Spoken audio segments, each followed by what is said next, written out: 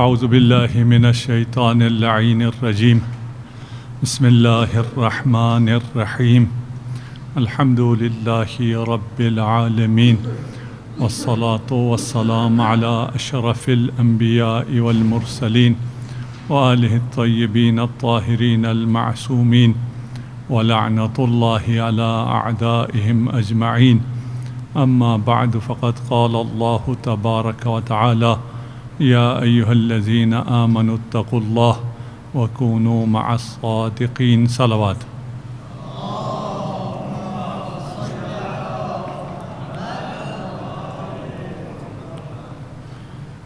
خدا نے ہمیں یہ توفیق دی کہ اس ماہ مبارک کو درک کر سکیں اور اس ماہ مبارک میں شبۂ قدر، شبۂ علی مرتضیٰ کو بھی ہم پا سکیں۔ ہماری کوشش ہے ان چند راتوں میں ہم اس عظیم شخصیت کو سمجھ سکیں، اس کے بارے میں کچھ ایسی باتیں جو پتہ تو ہیں لیکن کم بیان ہوتی ہیں یا ان پر کم سوچا جاتا ہے۔ اس میں کوئی شک نہیں ہے کہ اہل بیت میں سے صرف امیر المؤمنین کو ظاہری طور پر حکومت ملی اور آپ نے خلافت ظاہریہ کے منصب سے حکومت چلائی۔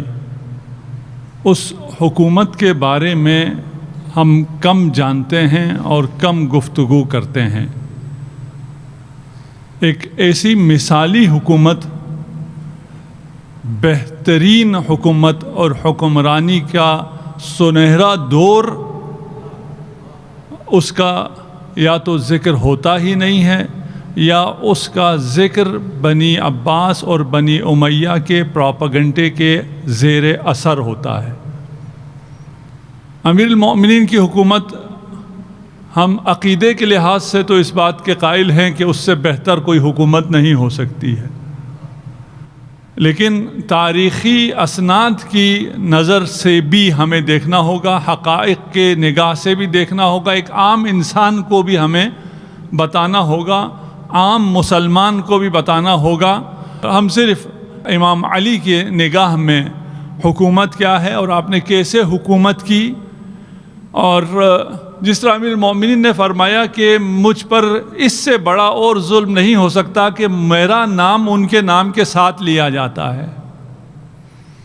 میرا نام لیتے ہیں اور اوروں کا نام لیتے ہیں، یہ بہت بڑا ظلم ہے۔ ہم دیکھیں کہ کس کی حکومت اچھی تھی، علی کی حکومت اچھی تھی یا فلان کی حکومت اچھی تھی، کس کی سیاست اچھی تھی، سیاست علوی کیا ہے، باقی سیاست کیا ہے۔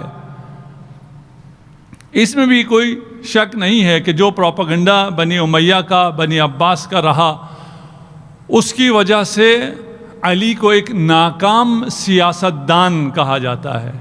علی وہ جسے سیاست کرنی نہیں آتی تھی، علی وہ جسے حکومت کرنی نہیں آتی تھی، اور مشورے دیتے ہیں کہ اگر علی یہ نہ کرتے تو ان کی حکومت چلتی رہتی، اگر یہ کمپرومائز کر لیتے تو ان کی سیاست بہتر ہو جاتی۔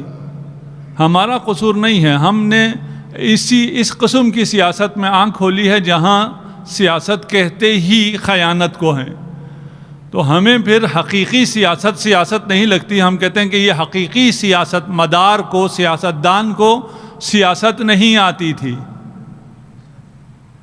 اب اسے سمجھنے کی ضرورت ہے کہ علی کتنے بڑے سیاستدان تھے، اسے پھر سیاست کو بھی سمجھنے کی ضرورت ہے کہ سیاست کیا ہے۔ ہمیں سیاست سے دور ہونا چاہیے، سیاست کے نزدیک ہونا چاہیے۔ سیاست اور دین الگ ہیں یا ایک ہیں، اور اسی نعرے کے تحت آج کل ہمارے بہت سے لوگ سیاست میں ہیں کہ سیاست اور دین تو الگ چیزیں نہیں ہیں، اس لیے ہم سیاست میں ہیں، اور جس سیاست میں ہیں اس کا دین سے کوئی تعلق ہے، اس کا دین سے کوئی دور کا تعلق بھی نہیں ہے، اس لیے کہ وہ سیاست علوی نہیں ہے، وہ جو عین دین ہے وہ سیاست علوی ہے، اس سیاست علوی کو آپ کہتے ہیں کہ امام کو سیاست نہیں آتی تھی، کیونکہ ہمیں سیاست نہیں آتی ہے۔ ہم آج اگر، اور لکھا ہوا بھی ہے، لوگوں نے لکھا ہے کہ امیر المومنین کو سیاست نہیں آتی تھی، اس پہ کتابوں میں بھی لکھا گیا، تقریروں میں بھی کہا جاتا ہے، بیانات میں بھی آتا ہے، اور پھر اس کے لیے کچھ چیزیں پیش بھی کی جاتی ہیں کہ یہ دیکھیں سیاست یہ تھی اور علی نے ان کاموں کو انجام نہیں دیا۔ ہمیں سیاست کو، موجودہ سیاست کو سمجھنا ہوگا کہ موجودہ سیاست کا بانی کون ہے اور موجودہ سیاست کے اصول کیا ہیں، کہ ان اصول کے مطابق، ان پرنسپلز اور ویلیوز کے مطابق ہم کہیں گے کہ یہ سیاستدان کامیاب ہے اور یہ سیاستدان ناکام ہے۔ ہمیں یہ تو پہلے سمجھنا ہوگا، بیس کو ہمیں پہلے سمجھنا ہوگا، اس کے بعد ہم کامیابی اور ناکامی کو سمجھ سکتے ہیں۔ ایک سیاست امیر المومنین کی سیاست ہے، وہ تو اس طرح ڈاکومنٹ نہیں ہوا۔ اس کے مقابلے میں عمرو بن عاص کی سیاست ہے، وہ بھی ڈاکومنٹ نہیں ہوا۔ اس کے بعد جب مغرب میں سیاست ڈاکومنٹڈ ہوئی تو وہاں جس شخص نے سیاست کو ڈاکومنٹ کیا اور جس کے اسکول آف تھاٹ کو آج بھی مانا جاتا ہے، اسے میکیاویلین کہتے ہیں۔ یہ ایک اٹیلین فلاسفر تھا، اس نے ڈاکومنٹ کیا، اس کی کتابیں آج بھی موجود ہیں، آج بھی پڑھایا جاتا ہے، آج بھی ویسٹرن یونیورسٹیز میں اس کی کتابیں پڑھائی جاتی ہیں، اور اس نے ہمیں بتایا ہے کہ سیاست کیا ہوتی ہے۔ اب اس کی سیاست کو پر ہم جب علی کی سیاست کو پرکھیں گے تو پھر علی کی سیاست ناکام ہی نظر آئے گی۔ ہم اس کی سیاست کے بنیادی اصول اگر پڑھیں تو پہلا اصل یہ ہے کہ پہلا پریگمیٹک ہوتا ہے سیاست۔ پریگمیٹک کا کیا مطلب ہے؟ کہ سیاست حقیقت پر استوار ہوتا ہے، اس میں پریکٹیکل فیکٹس کو دیکھا جاتا ہے، اس میں یہ دیکھا جاتا ہے کہ واقعیت کیا ہے اور پریکٹیکل کون سی چیزیں صحیح ہیں اور کون سی چیزیں صحیح نہیں ہیں، تھیوریٹیکل کیا صحیح ہے کیا غلط ہے وہ دیکھا نہیں جاتا ہے۔ اگر آپ کو پریکٹیکل سب دیکھنا ہے، پریکٹیکل دیکھنے کا کیا مطلب ہے؟ کیا چیز میرے فائدے میں ہے اور کیا چیز میرے فائدے میں نہیں ہے۔ جو میرے فائدے میں اگر میں نے اسے حاصل کر لیا، اور فائدہ بھی کس چیز کا؟ تھیوریٹیکل نہیں، پریکٹیکل فائدہ۔ پریکٹیکل فائدے کا مطلب کیا ہے؟ یعنی آپ کے میٹیریل بینیفٹس اگر آپ کو مل گئے تو آپ نے سیاست اچھی کی، اور اگر میٹیریل بینیفٹ آپ کو نہیں ملے تو آپ کی سیاست اچھی نہیں ہے۔ اب اگر علی کی سیاست کو اس تناظر میں دیکھا جائے کہ میٹیریل ویلیوز کو یا میٹیریل بینیفٹس کو جو حاصل کر لے وہ اچھا سیاستدان، اور جو تھیوریٹیکل ویلیوز کی وجہ سے، پرنسپلز کی وجہ سے، قیم کی وجہ سے، مبادی کی وجہ سے، ویلیوز اور اقدار کی وجہ سے اقتدار کو ٹھکرا دے، وہ برا سیاستدان۔ اسی طرح ہو گیا نا جی۔ اگر انسان نے سیاست صرف مادی منافع کو حاصل کرنے کے لیے کرنی ہے، اور اچھا سیاستدان وہ ہے جو مادی منافع حاصل کر سکتا ہو، تو پھر علی اچھا سیاستدان نہیں ہے۔ آپ کا فیصلہ بالکل صحیح ہے۔ آپ جو کہہ رہے ہیں کہ علی کو سیاست نہیں آتی تھی، یعنی یہ والی سیاست نہیں آتی تھی کہ اپنے ذاتی منافع حاصل کریں، یعنی آج کل کی سیاست جو بھی کرنا پڑے آپ اپنے ذاتی منافع حاصل کریں، آپ کو جتنے بھی یو ٹرن لینے پڑیں، جتنے بھی سرپرائز دینے پڑیں یا سرپرائز لینے پڑیں، آپ کرسی نہ چھوڑیں۔ اگر کرسی سے چمٹے رہیں تو آپ اچھے سیاستدان، اگر کرسی چلی گئی تو آپ اچھے سیاستدان نہیں ہیں۔ علی کی نظر ایسی نہیں، ہم ابھی علی کی نظر پہ آتے ہیں، ہم ابھی آج کی سیاست کو سمجھ رہے ہیں۔ دوسرا جو اس کا اصل ہے، بنیادی اصل اور اس کا آرٹیکل ہے the ends justify the means. And جو ہے وہ جسٹیفائی کرتا ہے کہ جو مینس ہیں، جو وسیلے ہیں، جو ذرائع آپ نے استعمال کیے ہیں اقتدار تک پہنچنے کے لیے، منافع کو حاصل کرنے کے لیے، اپنی مصلحتوں کو پانے کے لیے، وہ ذرائع، وہ وسائل اچھے برے نہیں ہوتے۔ وہ کب اچھے برے ہوتے ہیں؟ وہ دیکھنا ہوتا ہے اینڈ کیا ہوا ہے۔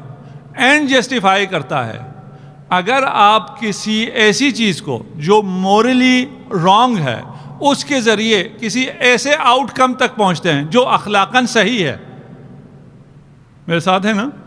اگر اخلاقاً وہ چیز جو آخر میں آپ کے ہاتھ میں آئی وہ اخلاقاً صحیح ہو تو اسے اس اخلاقاً صحیح کو یا اس منفعت اور اس مصلحت کو حاصل کرنے کے لیے جو بھی غلط کرتے رہیں وہ سب صحیح ہو جائیں گے۔ اس کی مثال ابھی آپ کے سامنے موجود ہے۔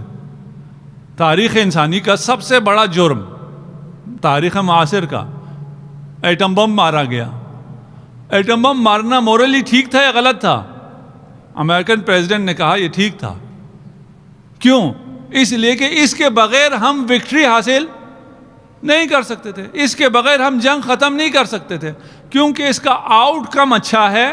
اس لیے جو بھی اس کے مقدمات ہیں ان کو نہیں دیکھا جائے گا کہ اخلاقاً کیا اچھا ہے اور کیا برا ہے۔ اخلاق نام کی کوئی چیز ہے ہی نہیں۔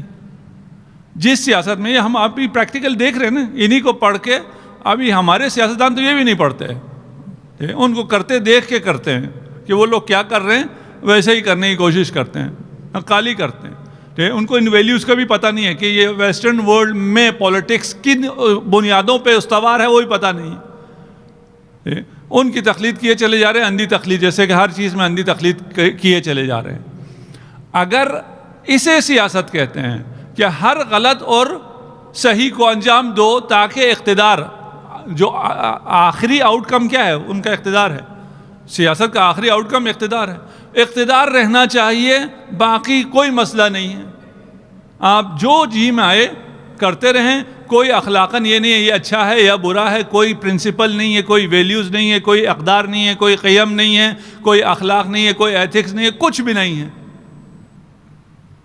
اگر یہ سیاست ہے تو امیر المؤمنین کی سیاست صحیح نہیں ہے، غلط ہے۔ امیر المؤمنین کی سیاست کیا ہے؟ ابن عباس کہتے ہیں دخلت علی امیر المؤمنین علی ابن ابی طالب، صلوات پڑھ دیجئے محمد و آل محمد۔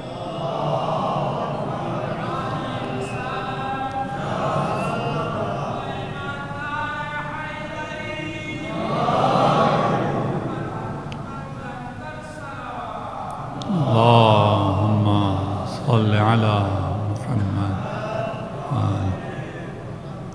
واقعہ حدیث آپ کی سنی ہوئی ہے، ٹھیک، کوئی نئی چیز آپ کو پیش نہیں کر رہا ہوں۔ دیکھیے آپ اس میں سے اب اس تناظر میں صرف ہم نے دیکھنا ہے، تناظر نیا ہے، ابھی حدیث بھی آپ کی سنی ہوئی ہے، کچھ جوان بچوں کو شاید پتہ نہ ہو۔ ابن عباس کہتے ہیں کہ میں امیر المؤمنین کے پاس آیا اور بذیقار وہو یخصف نعلہ، ذیقار کہتے ہیں ایام حرب میں، جنگ کے ایام میں، جنگ کے دنوں میں، جنگ چل رہا تھا، فتنے کے ایام تھے، امیر المؤمنین جنگوں میں تھے۔ اس میں جب میں امیر المؤمنین کے پاس پہنچا تو میں نے دیکھا کہ آپ بیٹھے ہیں اور جوتا کو سی رہے ہیں، اپنا جوتا سی رہے ہیں۔ ابن عباس سے امیر المؤمنین خود پوچھتے ہیں فقال علی ما قیمت ھذا النعل، ابن عباس اس جوتے کی قیمت کیا ہے؟ ایک جوتا ہے، اتنا پھٹا ہوا ہے، اتنی بار اسے سیا ہوا ہے، اتنے پیوند اس میں پہلے ہی لگ چکے ہیں کہاں؟ ایام جنگ میں ہیں۔ جنگ میں جو سپاہ سالار ہے اس کو تو چھوڑیں، جو سپاہی ہوتا ہے اسے بھی بہترین جوتے دیے جاتے ہیں، اسے بھی زیادہ خرچ نہیں گنا جاتا، اسے بھی تجمل گرائی نہیں گنا جاتا۔ وہ کہتے ہیں بھئی جنگ ہے، جوتا اچھا ہونا چاہیے، بھاگنا پڑ سکتا ہے، لیکن علی کو اچھا جوتا نہیں چاہیے تھا۔ علی نہ کسی بھاگتے ہوئے کو تعاقب کر کے مارتا ہے، نہ کسی سے خود فرار کرتا ہے۔ ابن عباس اس جوتے کی قیمت کیا ہے؟ ابن عباس نے کیا کہا؟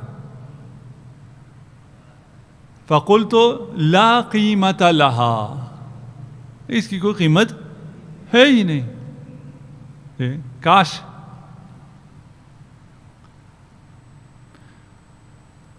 علی ہم سے پوچھتے کہ اس جوتے کی قیمت کیا ہے، وہ جوتا جو علی کے ہاتھوں میں ہو، اس جوتے کی قیمت کو ابن عباس نے نہیں سمجھا۔ وہ جو علی کے پاؤں میں ہے وہ بھی بہت قیمتی جوتا ہے، جو علی کے ہاتھوں میں آ گیا ہے اور علی اسے سی رہے ہیں۔ ابن عباس سے کہہ رہے ہیں ابن عباس اس جوتے کی کیا قیمت ہے؟ ابن عباس کہتا ہے اس کی کوئی قیمت ہے ہی نہیں۔ بیان کروں گا اسے، میں تفصیل سے بعد میں بیان کروں گا۔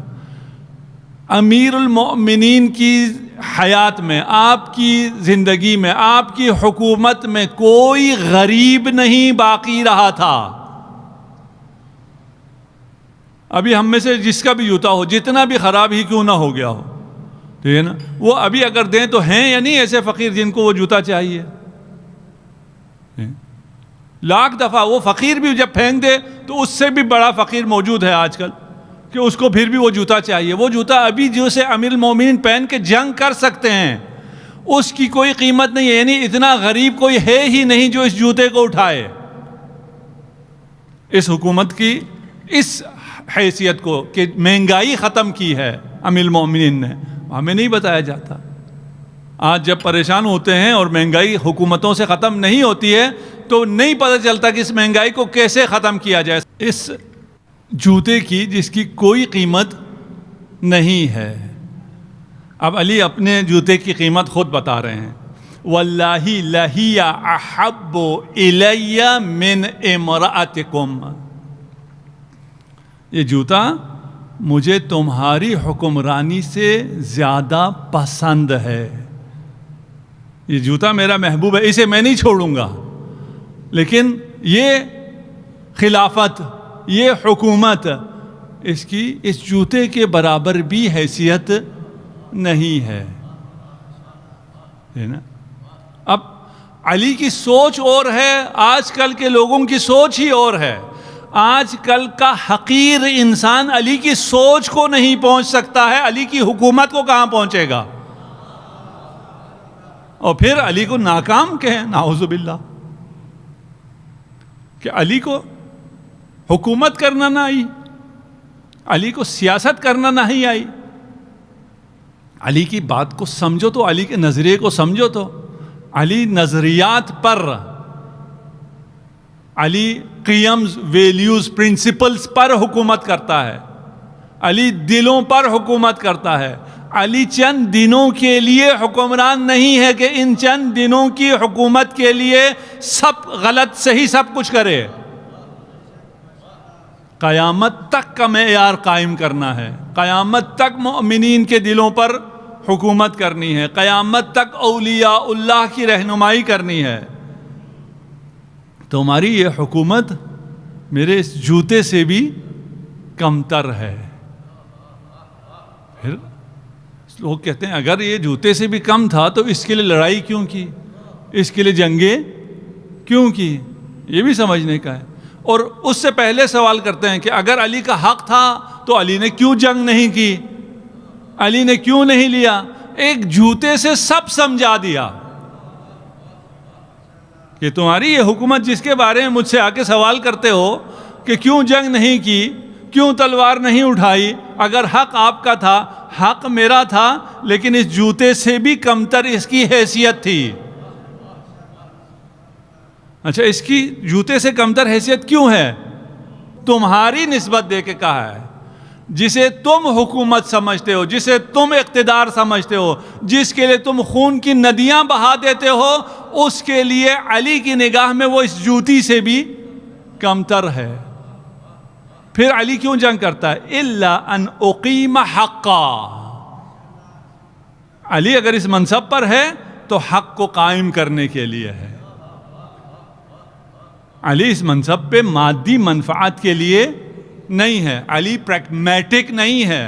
یہ نہیں کہہ رہا ہے کہ تم دنیا کو دیکھو، ابھی دیکھو کہاں تمہیں پریکٹیکل اور حقیقی منفعت اور تمہاری مصلحت کہاں ہے۔ اگر حکومت کو باقی رہنے کے لیے ایک دو گورنر کو چند سال رہنے دو تو کیا حرج ہوتا ہے؟ کسی کو ایمنیسٹی دینے سے کیا ہوتا ہے؟ کسی کو کوئی ایمنیسٹی حاصل نہیں ہے۔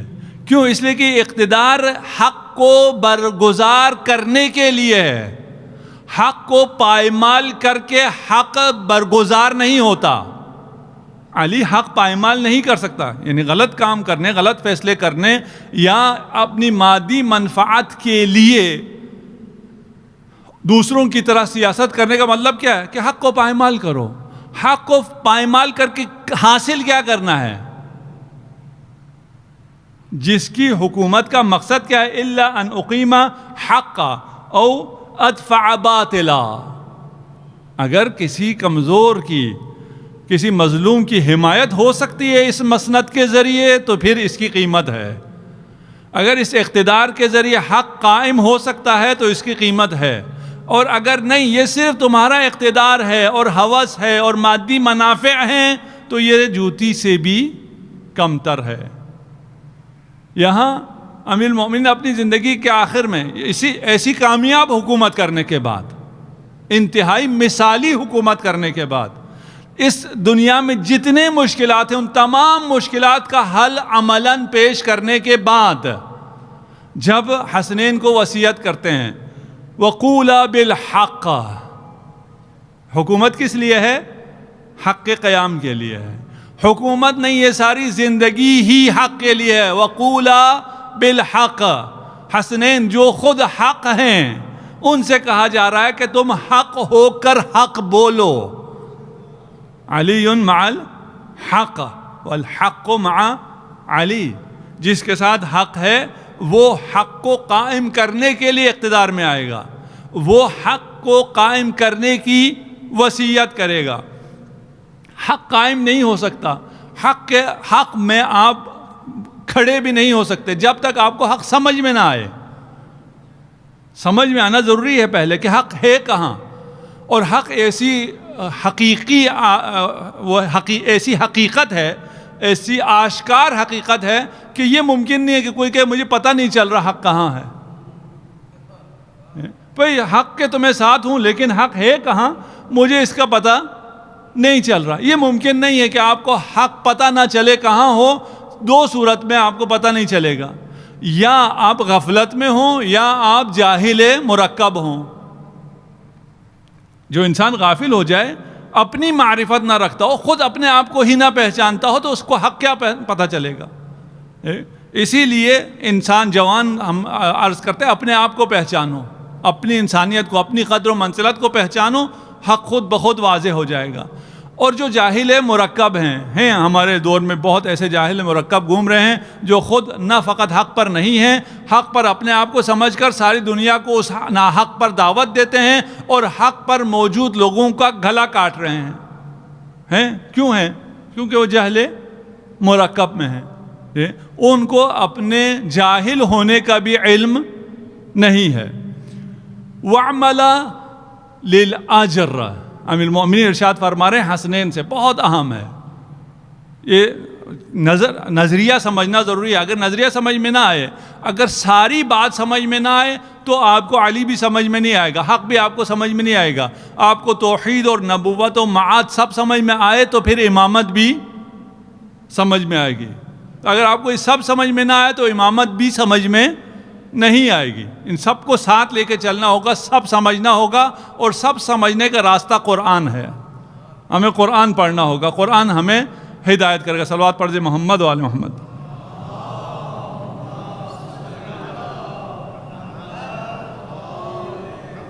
اب کیا کیا جائے؟ حق کے ساتھ رہنا ہے. قولا بالحق، اس کا راستہ ہمیں دکھایا جا رہا ہے. یہ ہمیں اصل میں نصیحت ہے، ہمیں وصیت ہے.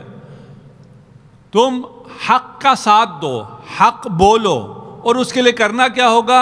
عمل کرنا ہوگا. وَعْمَلَ لِلْأَجْرِ، جو بھی عمل کرو وہ آخرت کے لیے انجام دو. حق کا ساتھ کیوں نہیں دیں گے؟ یا خوف کی وجہ سے یا لالچ کی وجہ سے.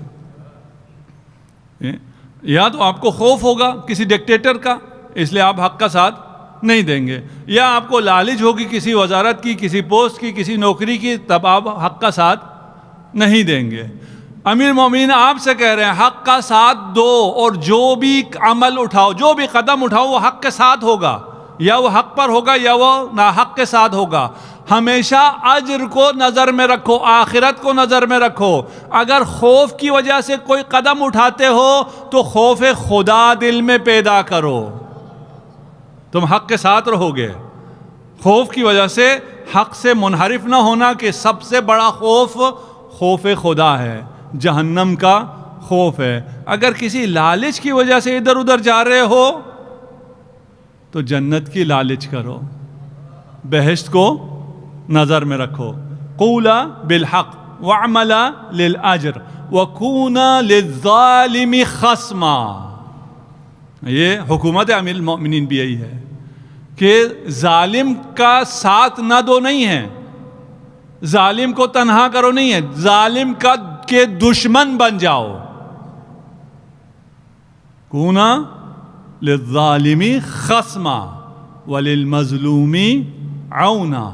یہ زندگی، انسانی زندگی یہ ہونی چاہیے، الہی زندگی یہ ہونی چاہیے. اگر آپ سیاست میں آتے ہیں تو اس لیے سیاست میں آنا چاہیے، اس لیے سیاست میں نہیں آنا چاہیے کہ کسی ظالم کا ساتھ دے کے آپ کہیں ہمیں کچھ منفعت حاصل ہو جاتی ہے. ابھی کیا منفعت حاصل ہوتی ہے؟ آپ کو ظالم کا ساتھ دے کے کیا فائدہ حاصل ہوتا ہے؟ آپ کو یہی منفعت، مادی فائدے حاصل ہوتے ہیں. اگر مادی منفعت حاصل ہوتی ہے، وہ اگرچہ اقتدار ہی کیوں نہ ہو، اقتدار اعلیٰ ہی کیوں نہ ہو، وہ جوتی کے برابر بھی نہیں ہے. اس کے لیے آپ ادھر ادھر نہیں جا سکتے ہیں. سمجھ میں آنا بڑا مشکل ہے. پریکٹیکل لائف میں اگر سمجھ میں ہمیں آ جائے تو پھر بات ہی کیا ہے، پھر تو مسائل ہمارے سارے حل ہو جائیں. ہم سے مراد پورے ہم عالم اسلام کے لیے کہہ رہے ہیں. البتہ یہ ہے جو عہد نامہ مالک اشتر ہے، شاید جوانوں نے پڑھا ہو، مجھے اس 2-4 دنوں میں موقع ملے گا، اس سے میں کچھ کوٹ کروں گا. وَقُولَ بِالْحَقِّ وَاعْمَلَ لِلْأَجْرِ وَكُونَ لِلظَّالِمِ خَصْمًا وَلِلْمَظْلُومِ عَوْنًا. آؤ سیاست میں، سیاست علوی کرو. اگر کوئی مرد ہے آؤ کرو، اور پھر دشمن کے خلاف، ظالم کے خلاف کھڑا ہو جائے، ظالم سے کا دشمن ہو جائے، بتائے کہ میں ظالم کا دشمن ہوں. اور اگر ظالم اسے خریدنا چاہے کچھ چیزوں کے ذریعے، کچھ منفعت کے ذریعے، کسی پوسٹ کے ذریعے، کسی ٹکٹ کے ذریعے، کون نہیں، مجھے نہیں چاہیے. میری سیاست یہ نہیں ہے میں چند ٹکٹ لے لوں، میری سیاست یہ نہیں ہے کہ میں چند مادی منافع حاصل کر لوں. وہ مادی منافع بے شک آپ کے، میں اپنی شخص کے لیے نہیں، اپنی قوم کے لیے حاصل کر رہا ہوں. نہیں، مادی منفعت کے لیے علوی سیاست ہے ہی نہیں. وہ شخص کی منفعت ہو یا وہ قوم کی منفعت ہو، علوی سیاست کیا ہے؟ ظالم کے خلاف کھڑا ہونا اور مظلوم کی حمایت کرنا. اگر سمجھ میں آتا گیا تو مشکلات میں ہمارے اضافہ ہوتا جائے گا. یہ میں بتا دوں، یہ نا ہماری مشکلات حل نہیں ہوں گی، ہماری مشکلات میں اضافہ ہو جائے گا. کیوں؟ اس لیے کہ جو ہم کرتے چلے آ رہے ہیں اسے مزید کرنے کی اجازت نہیں ملے گی. جو ہم جسٹیفیکیشنز دیتے آئے تھے ان کی وہ جسٹیفیکیشنز بھی ختم ہو جائیں گی، اور سارا مسئلہ بگڑا یہیں سے ہے اور بنے گا یہیں سے. اس لیے ہم سمجھتے ہیں، دوسرے روایت پہ آ جائیں. واللہ لو اعطیت اقالیم السبع بما تحت افلاکہا. علی اسم جلالہ کی قسم کھا کے کہہ رہے ہیں کہ اگر مجھے اقلیم سبع مل جائے، 7 آسمان اور ان کے نیچے موجود جو کچھ ہے وہ مجھے مل جائے، یعنی پوری کائنات مجھے دے دی جائے. اس زمانے کے لوگوں نے نہ جانے کیا سمجھا کہ پوری کائنات کتنی سی ہوتی ہے. آج کے لوگ جو جتنا سمجھے ہوئے ہیں کائنات اس سے بہت زیادہ ہے. علی جب یہ فرما رہے ہیں تو کائنات کی آخری حدود تک علی کی نظر ہے کہ اگر یہ پوری کائنات مجھے دے دی جائے اور مجھ سے صرف ایک مطالبہ کیا جائے تو میں پوری کائنات کے اقتدار کو ٹھکرا دوں گا. یہ ایک مطالبہ پورا نہیں کروں گا. مطالبہ کیا ہے؟ علی ان اعصی اللہ فی نملۃ، کہ پوری کائنات کی حکومت تجھے دی جائے گی اور اس آسمانوں کے نیچے جو کچھ ہے وہ سب بھی تجھے دے دیا جائے گا. ایک چونٹی پر ظلم کرنا ہے، وہ جو ایک جو کا دانہ لے کر جا رہی ہے وہ اس کے منہ سے چھیننا ہے. علی نہیں کرے گا. ہمیں سمجھ میں آتا ہے؟ ہمیں تو سمجھ میں آتا ہی نہیں ہے. بھئی چونٹی سے دانہ چھیننا حرام ہے؟ حرام ہے؟ نہیں. مکروہ ہے؟ نہیں. نہ حرام ہے نہ مکروہ ہے. اور علی کس قیمت پر کہہ رہا ہے؟ پوری کائنات کی حکمرانی کے لیے. یہ دانہ اگر چھیننا پڑتا ہے علی نہیں چھینے گا. نہ حرام نہ مکروہ، پھر کیوں نہیں چھینے گا؟ اگر میں سمجھا سکوں، علی واسطہ در فیض ہے. یہ تو ہم سمجھتے ہیں نا. علی کہتا ہے میں چھیننے والے مقام پر آ کر کیا پاؤں گا جب میں دینے والے مقام پر ہوں. اس چونٹی کو بھی کس نے دیا ہے؟ اس چونٹی کو بھی جو مل رہا ہے اس میں دینے والے مقام پر ہوں. میں واسطہ در فیض ہوں. نہ جانے میں پہنچا سکا یا نہیں پہنچا سکا، بچوں کے لیے آسان کرنے کے لیے. یہ کون سا مقام ہے؟ دینے والا مقام کون سا ہے اور لینے والا مقام کون سا ہے؟ اگر یہ سمجھ میں آ جائے، میں اگر مثلا آپ مجھے فرض کر لیں اپنے ہاتھ میں اگر دینے والے مقام پر ہوں تو مجھے آپ جو بھی آفر کر دیں میں بھکاری نہیں بنوں گا. ٹھیک ہے نا؟ میں کہوں گا نہیں بھائی، بھکاری کو اتنا زیادہ ملتا ہے، زیادہ ملے کم ملے، میں لینے والوں میں جانا ہی نہیں چاہتا. خدا نے مجھے عزت دی ہوئی ہے، مجھے دینے والا بنایا ہوا ہے. ایک شخص ہے، صرف یہ لینے دینے کو میں سمجھانے کے لیے، بچوں کو آسان کرنے کے لیے کہہ رہا ہوں. ایک شخص ہے، وہ حرم میں امام رضا میں آتا ہے. آج سے 30 سال پرانا واقعہ ہے. حرم امام رضا میں آتا ہے. اور کیوں آتا ہے؟ اس لیے کہ وہ بینک کرپٹ ہو گیا تھا. بزنس مین تھا، تہران میں ہوتا تھا، وہ بینک کرپٹ ہو گیا.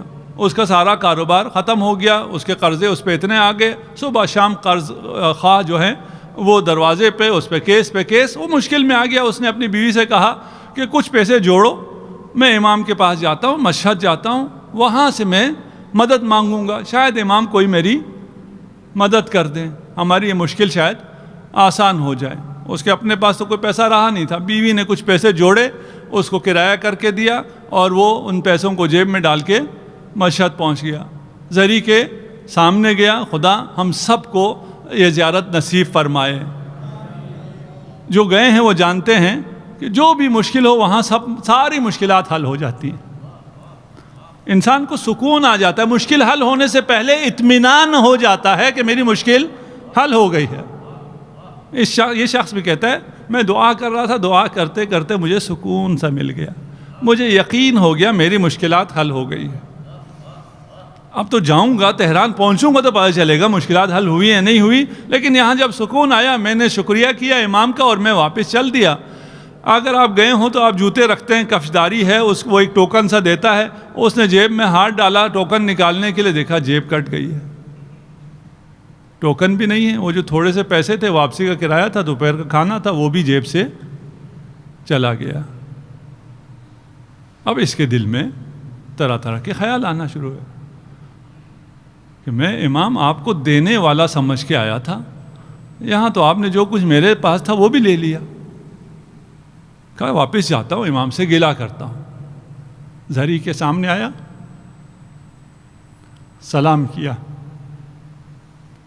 کہتا ہے کہہ نہیں سکا، زبان پہ نہیں لا سکا، لیکن دل میں یہی تھا کہ آپ تو دیکھ رہے تھے نا، میں کوئی پہلی دفعہ بھی نہیں آیا، میں بارہا آپ کے پاس آیا ہوں. پہلے جب آیا تھا میرے پاس اتنا ہوتا تھا، جیب کٹ جائے تو بھی کوئی حرج نہیں تھی. اب تو میرے پاس کچھ بھی نہیں ہے، میں یہی سارا تھا. اب میں کس سے مانگوں، میں کیا کروں؟ آپ اگر دیکھ رہے تھے تو آپ نے میرے ساتھ یہ کیوں کیا؟ آپ نے یہ کیوں لینے دیا کسی کو؟ خیر، وہاں سے آخری سلام کر کے کہتا ہے میں واپس چلا. کچھ کر تو سکتا نہیں تھا، مانگ بھی نہیں سکتا تھا. دل میں آیا نہ مانگوں کیا کروں، حرم پہ میں مانگ لیتا ہوں. یہ بھی کہتا ہے کہ میں اب اتنے پروفیشنل بیگر سے ہوں، یہ خود تاجر تھا، اچھا خاصا تھا، آتے تھے، ہم کہتے تھے یہ بھیک مانگ رہے ہیں، پروفیشنل ہیں، جس سے بھی میں کہوں گا وہ یہی کہے گا. اس نے اس سے کہنے کی کوشش کی، اس سے کہنے کی کوشش کی، اس سے کہا نہیں گیا. اس نے جیب میں ہاتھ ڈالا تو ایک سکہ اس کو ملا. اگر آپ 30 سال پہلے کی بات کروں، موبائل نہیں ہے اس زمانے میں، وہ سکے کا ٹیلی فون ہوتا تھا، سکہ ڈال کے فون کرو. اس کے ذہن میں ایک خیال آ گیا کہ ایک سکہ ملا ہے، اسے میں ڈالتا ہوں بوتھ میں جا کر، ایک نمبر رینڈم ملا دیتا ہوں مشہد کا. وہ سامنے تو نہیں ہوگا نا، کم از کم شرم تو نہیں آئے گی. سامنے لوگوں سے مانگتے ہوئے شرم آ رہی ہے. اس سے میں مانگ لوں گا، اس کو کہوں گا کہ میں یہ اس حالت میں آ گیا ہوں، اگر کر سکتے ہو تو مجھے دوپہر کھانا چاہیے، واپسی کا ٹکٹ چاہیے. اس نے فون کیا، کسی نے اٹھایا، ہیلو السلام علیکم. وعلیکم السلام، یہ میرا معاملہ ہے اور یہ میری مجبوری ہے، آپ میری مدد کر سکتے ہیں. اس نے پوچھا آپ کہاں سے بول رہے ہیں، کہاں ہیں؟ کہا میں فلکہ آپ پر ہوں اور یہ ٹیلی فون بوتھ ہے، اس سے میں فون کر رہا ہوں. کہا وہی رہنا، میں آ رہا ہوں. یہ خوش ہو گیا، چلیں پہلی ہی کال پہ ایک سے زیادہ تو کال کر نہیں سکتا تھا، ایک ہی چانس تھا، ایک ہی سکہ تھا، اس پہ جواب مل گیا۔ اور اس نے کہا کہ میں آتا ہوں، 10 منٹ گزرے، 15 منٹ گزرے، کوئی نہیں آیا۔ تھوڑا سا پھر مایوس ہو گیا کہ فون پہ اس نے تفصیل سے منع کرنے کے بجائے یہی کہا ہوگا میں آتا ہوں، انتظار کرو، نہیں آئے گا تو میں کیا کر لوں گا۔ کہتے ہیں تھوڑی دیر بعد ایک بڑی سی گاڑی رکی اور اس نے آواز دی کہ فلان صاحب آپ ہیں، آپ نے فون کیا تھا؟ کہا ہاں میں نے فون کیا تھا، آئیے تشریف لائیے، صاحب آپ کے انتظار میں ہیں۔ انہوں نے کہا اچھا یہ جو آیا ہے یہ ڈرائیور ہے، وہ تو جانتا نہیں ہے کون ہے، یہ کوئی ڈرائیور آیا ہے، چلیں کوئی اچھی پارٹی کو فون لگ گیا، کرایہ تو دے ہی دے گا، یہ کھانا بھی اچھا کھلا دے گا۔ اس نے گاڑی میں بٹھایا اور بہت بڑے سے بنگلے میں لے جا کے اس نے گاڑی پارک کی، اور وہ صاحب جو ہے مالک مکان وہ تیار انتظار میں ٹہل رہا ہے، آتے ساتھ ہی اسے گلے لگایا، اس کا بڑا استقبال کیا۔ میں نے کہا ایسے استقبال کر رہا ہے جسے مجھے برسوں سے جانتا ہے، میں تو اس کو نہیں جانتا۔ بٹھایا، کھلایا، پلایا، تو کہا شکر ہے مجھے کھانا تو مل گیا، بس اب یہ پیسے دے دے واپسی کا کرایہ مانگتے ہوئے اب بھی شرم آ رہی ہے، ٹیلی فون پہ تو کہہ دیا تھا، سامنے کہنے سے اس نے باتوں میں لگایا، ہاں بتاؤ تمہیں کیا ہوا، کیوں ایسے مجبور ہو گئے؟ کہا میں بزنس مین تھا، میرا خسارہ ہو گیا، بینک کرپٹ ہو گیا، 200 ملین کا مجھ پر قرض آ گیا، اور کوئی حالات ٹھیک نہیں ہو رہے تھے، تو میں امام کے پاس آ گیا کہ امام میری مدد کریں۔ یہاں مدد تو نہیں ہوئی، جیب بھی کٹ گئی، جو تھا وہ بھی چلا گیا۔ کہا کتنا نقصان ہو گیا، کتنا قرض ہے تمہارا؟ کہا 200 ملین۔ اور کہا اگر اب تم اپنا بزنس صحیح کرنا چاہو تمہیں کتنا اور سرمایہ چاہیے کہ تم اپنا کام بھی کر سکو؟ 60-70 ملین ہو جائے تو وہ بھی چل جائے گا۔ کہا اب مجھے اجازت، کہا تھوڑی دیر ٹھہر جاؤ۔ چیک بک اس نے تیار رکھا ہوا تھا، ایک چیک کاٹا اور چیک مجھے پکڑایا 200 ملین، دوسرا چیک کاٹا 70 ملین کا۔ میں نے کہا یہ کیا ہے؟ اس وقت ایک بچہ داخل ہوا چائے لے کر، اس نے اس بچے کو گلے سے لگایا اور رونا شروع کیا۔ یہ کہتا ہے رونا تو مجھے چاہیے تھا، خوشی سے مجھے رونا چاہیے تھا، مجھے اتنا بڑا سرمایہ مل گیا اور دینے والا رو بھی رہا ہے، شکریہ بھی ادا کر رہا ہے۔ کہا ماجرا کیا ہے، داستان کیا ہے؟ اس نے پھر سنانا شروع کیا۔ کہا یہ میرا بیٹا سرطان کا مریض ہو گیا تھا، میں نے بڑا علاج کرایا، مشہد میں علاج کرایا نہیں ہوا، تہران گیا علاج کرایا نہیں ہوا، کہا یہ لا علاج ہے، میں لندن چلا گیا، وہاں میں نے علاج کرانا شروع کیا، وہاں بھی سارے ٹیسٹ پازیٹیو آ رہے تھے اور کہا جا رہا تھا علاج نہیں ہے، آخری ٹیسٹ رہ گیا تھا کہ یہ اگر اس کا نیگیٹو آ گیا تو کوئی علاج شروع ہو سکے گا، نہیں تو یہ لا علاج ہے۔ وہاں کسی نے کہا کہ تمہیں دعا کرنا نہیں آتی کیا؟ ایک آدمی ایسی آیا کہ دعا کرو، کسی کو وسیلہ بناؤ، تمہارا بچہ اب ان علاج سے بچ نہیں سکتا۔ کہتا ہے مجھے خیال آیا کہ میں نے دعا اس طرح تو نہیں کی ہے۔ ہم دعا پڑھتے ہیں نا، کل ہو سکتا ہے ہم قیامت کو جا کے کہیں خدا سے، خدایا میں ہر جمعرات کو دعا پڑھتا تھا، میں ہر جمعرات کو دعائے کمیل پڑھتا تھا، اور فلاں قاری کے ساتھ جا کے جس کی بہت اچھی آواز ہے میں دعائے کمیل پڑھتا تھا۔ شاید ہمیں کہے دعا پڑھنے کے لیے کب کہا تھا؟ دعا کرنے کے لیے کہا تھا۔ تو نے دعا کی بھی کبھی؟ یہ صرف پڑھتے رہے؟ یہ کہتا ہے میں دعائے کمیل پڑھنے کے لیے تو بہت جاتا تھا، حرم بھی جایا کرتا تھا، لیکن دعا میں نے کی نہیں تھی۔ اس شخص نے جب کہا دعا کرو، کسی کو وسیلہ بناؤ، تو میں نے امام رضا کو وسیلہ بنایا۔ میں نے کہا امام اگر آپ نے میرے بیٹے کو شفاعت دی تو میں آپ کی زائر کی عزت کروں گا، آپ کے زائر کی حاجت روائی کروں گا۔ کہتے ہیں جو آخری ٹیسٹ آیا تو وہ نیگیٹو تھا، اور ٹیسٹ کیے، میرا بچہ، انہوں نے کہا اس کو تو کچھ ہے ہی نہیں، اسے تو شفا مل گئی ہے۔ میں نے کہا کوئی علاج، کوئی آپریشن، کوئی کیمو تھراپی، کوئی ریڈیو تھراپی کا کچھ بھی نہیں، جب اس کو کچھ ہے ہی نہیں۔ میں بچے کو واپس لے کے آیا اور میں نے یہاں بھی سارا دوبارہ ٹیسٹ کرایا، سب نے کہا یہ بالکل صحیح ہو گیا۔ انسان ہے، اتنی بڑی چیز ہونے کے باوجود بھی وہ بھول جاتا ہے۔ کہتا ہے میں اپنا وعدہ بھول گیا، میں نے جو امام سے وعدہ کیا تھا کہ میں کسی زائر کی مدد کروں گا، اسے خوش کروں گا، میں بھول گیا۔ کل رات امام میرے خواب میں آئے کہ تجھے اپنا وعدہ یاد ہے؟ میرا زائر کل آ رہا ہے، وہ پریشان حال ہے، اس کی مدد کرنا۔ میں پریشان تھا کہ میں اس زائر کو کہاں سے ڈھونڈوں، مجھے کیا پتا وہ کون سا زائر ہے، جو پریشان حال ہے اس کی پریشانی کو میں نے برطرف کرنا ہے۔ اتنے میں تمہارا فون آ جاتا ہے۔ ہمیں سمجھ میں نہیں آتا کہ ہم سے کبھی کبھار جو لیا جاتا ہے وہ دینے کے لیے لیا جاتا ہے۔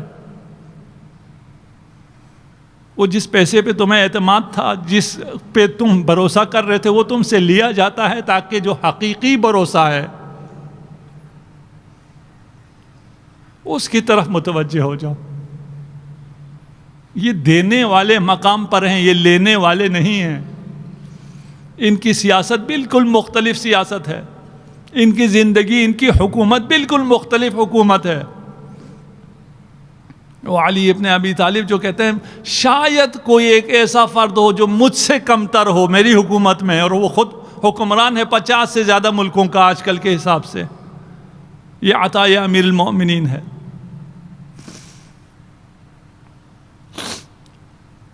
اور یہ ماہ مبارک،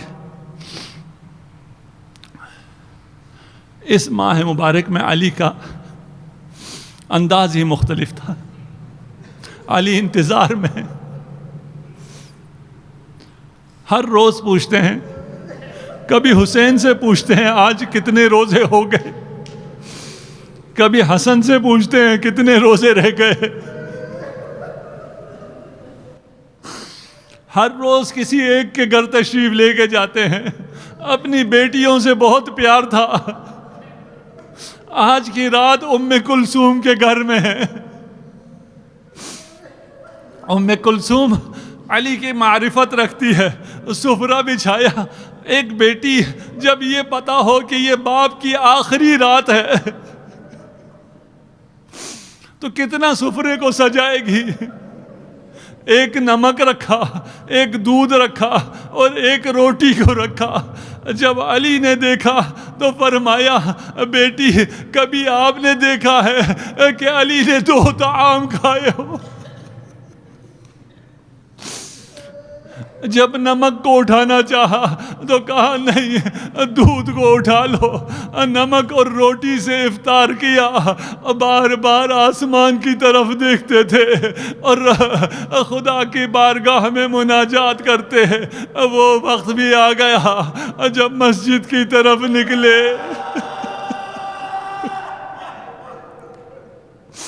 وہ مرغابیاں جن کے آرام کا وقت ہوتا ہے، طلوع فجر سے پہلے سو رہی ہوتی ہیں، انہوں نے علی کا راستہ روکا، انہوں نے چیخ و پکار کی۔ جب ام کلثوم نے پوچھا بابا یہ کیا کہہ رہی ہیں، فرمایا بیٹا ابھی ان کے نوحہ کرنے کا وقت ہے، جب میں واپس آؤں گا۔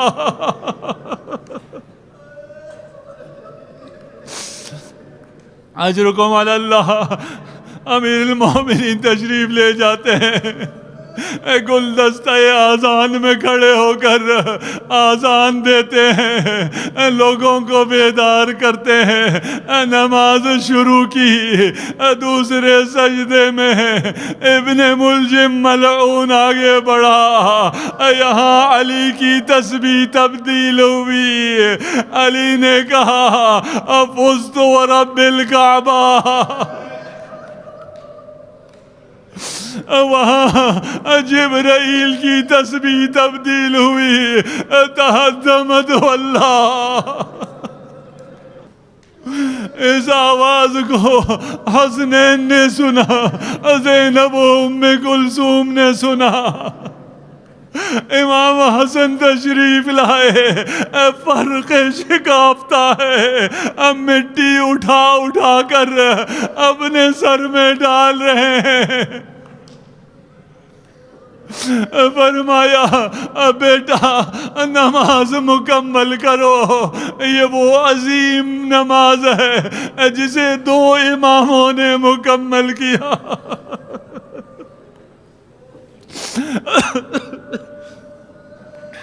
امام کو اٹھایا نہیں جا سکتا تھا، ایک کلیم میں ایک چادر میں رکھا اور اٹھا کر بیت الشرف کی طرف لے جایا گیا۔ جب گھر نزدیک آیا تو غیرت کے امام نے فرمایا میرے ساتھیوں تم واپس چلے جاؤ، میری بیٹیاں مجھے اس حالت میں دیکھ کر جو گریا کریں گی میں نہیں چاہتا میری بیٹیوں کی آواز نامحرموں کے کانوں میں پڑے۔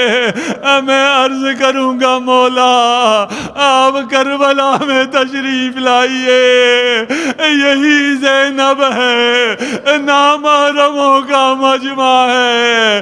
آگے بڑھ کر کہتی ہے واہ محمد ھذا حسین مقدم۔